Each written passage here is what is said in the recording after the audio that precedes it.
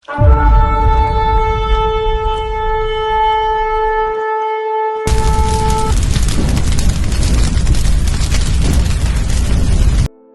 பரிசுத்தம் மையப்படுவதாக தேவன் நம்மை ஆசீர்வதித்து பாதுகாத்திருக்கிறார். நாளை கூட வார்த்தை சங்கீதம் 139 அதிகாரம் 24 வசனம். வேதனை உண்டாக்கும் வழி என்னிடத்தில் உண்டோ என்று பார்த்து நித்திய வழியில் என்னை நடத்தும். வேதனையை உண்டாக்குற வழி, கர்த்தர் விரோதமான காரியங்கள், கர்த்தரை கஷ்டப்படுத்துற காரியங்கள், மனுஷனை கஷ்டப்படுத்துற காரியங்கள், இப்படிப்பட்ட வேதனை உண்டாக்குற காரியத்தை நம்ம கிட்ட இருக்குதான்னு ஆண்டவர் நம்ம கேட்கணும். என்ன ஆண்டவர் நான் பண்ற தப்பு எதனா இருக்குதா? நான் தினந்தோறும் வாழ்கிற வாழ்க்கையில உன் பிரியம் இல்லாம எதனா செய்யறேனா?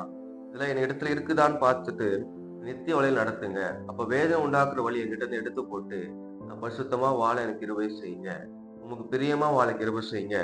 நித்திய வழியில் நடத்துங்க. பரலோகத்துக்கு ஏற்ற சிந்தனையோடு எனக்கு வாழ கற்றுக் கொடுங்க. பரலோகத்துக்கு ஏற்றபடி நான் வாழ கற்றுக் கொடுங்க. வார்த்தையின்படி நான் வாழ கற்றுக் கொடுங்க. இப்படி ஜபத்தை நம்ம கத்துக்கிட்ட ஏறெடுத்தோம் என்றால் நிச்சயமாக நமக்கு நன்மை செய்வராக இருக்கிறார். நம்மளோட குற்ற மனசாட்சி நம்மளை மேற்கொள்ளக்கூடாது. கர்த்தரோட கிருபை நம்மளை தாங்குகிறது. அதனால நம்ம செய்த பாவத்தை கர்த்தர்கிட்ட ஒப்பு கொடுக்கணும். வேதனை உண்டாக்குற வழி இருக்குதான் நம்மளே நம்ம சோதித்து பார்க்கணும்.